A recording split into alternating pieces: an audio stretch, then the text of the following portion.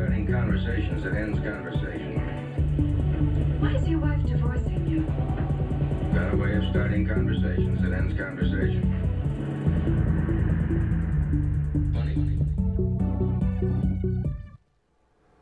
Hello and welcome back to another exciting rendition of Tina and Karen Do the Tube. I am Karen.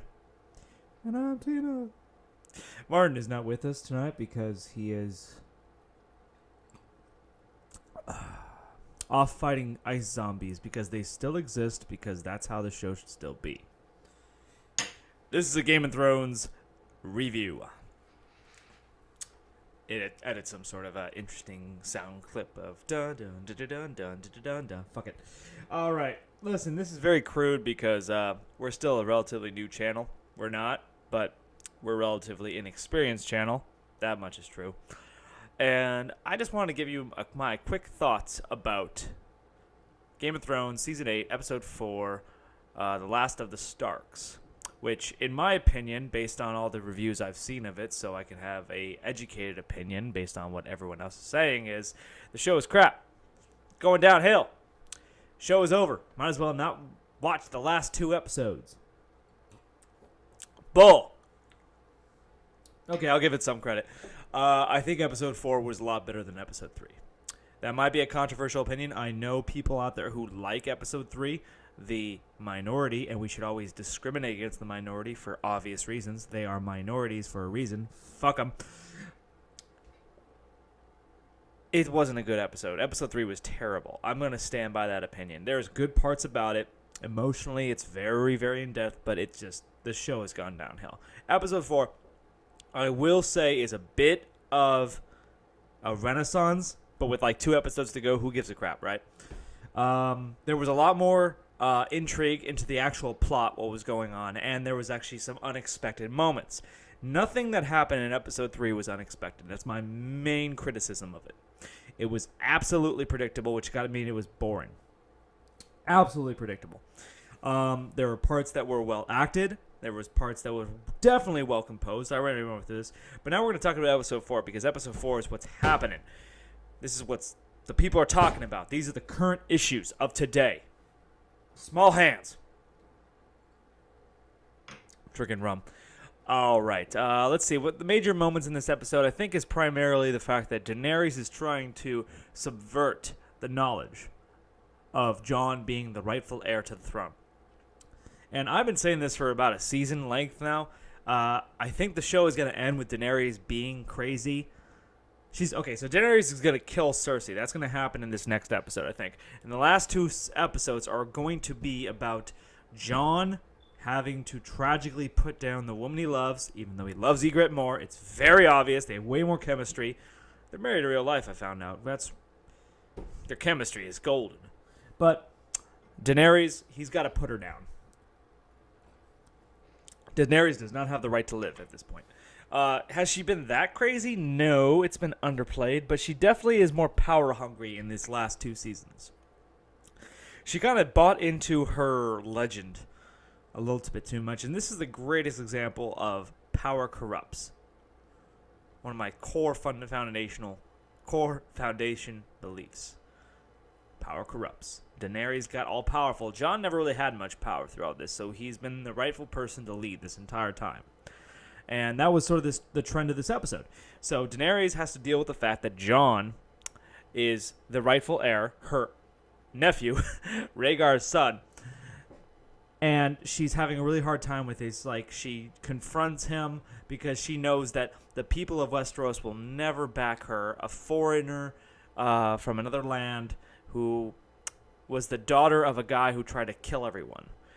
It's not exactly a ringing endorsement. Meanwhile, you got Jon Stark, or why do I call him Jon Stark? He's never been referred to as such. Jon Snow, Aegon Targaryen, as he's rightfully known, was the Lord Commander of the Night's Watch. He was the King of the North, and he fought an army. He raised an army to fight off the White Walkers. He's a hero. He's a national hero of Westeros.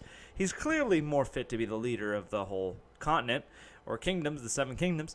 But Daenerys has a problem with this because she's been raised her entire life by her brother to believe that their family her right, which was originally her brother's, but he was sort of a prick. That's the whole idea I don't get about like sort of old school monarchies.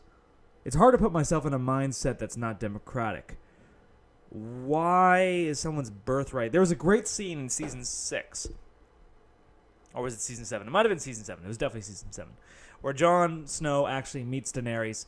And they have a great little conversation. It's one of the few good scenes from season 7. But basically, Jon has to tell Daenerys that, listen, the only reason you feel like you have a right to this throne is because of who your father was. But my father fought to overthrow your father, and your father tried to kill everyone. So I don't see your role as being legitimate. Anyways, Jon sort of gives in, but not really. He tells Sansa, he tells Arya, who in turn tells Tyrion, who in turn tells Varys, who in turn tells, the gingerbread man at some point, he finds out. And now all of a sudden, everyone knows that Jon is the rightful heir. This show has gone to shit. I'm not going to talk about some of the logical problems of this episode because I'm going to be a little fanboyish and say I like the show still. Even though I'm completely aware that it's been going downhill since season 4. That is the correct way to put it. I still find it interesting because I enjoy the characters. Is the show not as well constructed as it was? Is the show not as surprising as it once was? Absolutely. I will say Arya killing the Night King was surprising.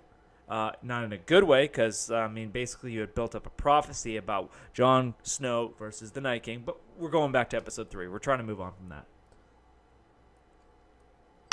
Christ! Okay. What other points do I want to make before we end this?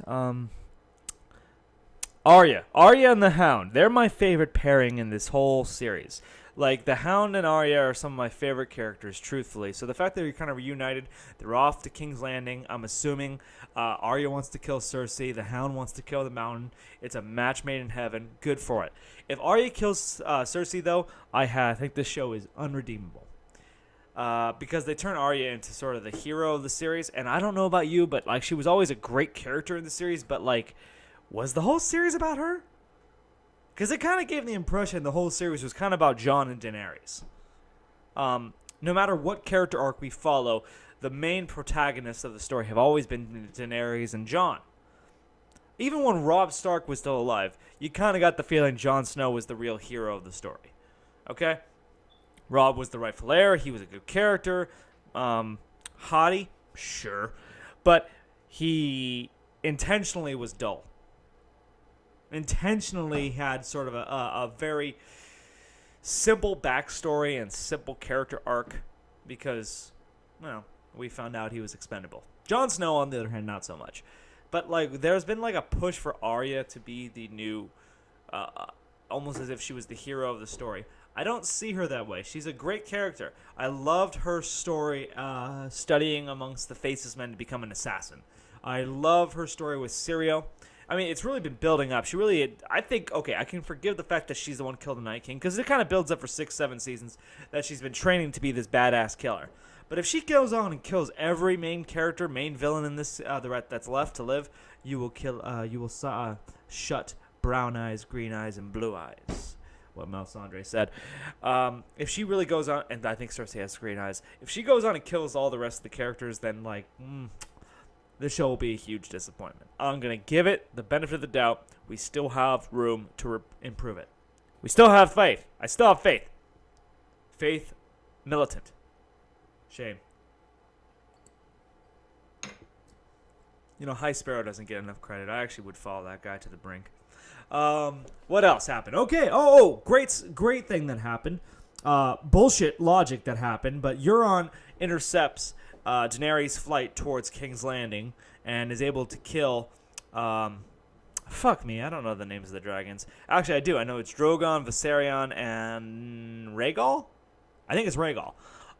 Yeah, because she named him after her brother. Rhaegal. He dies.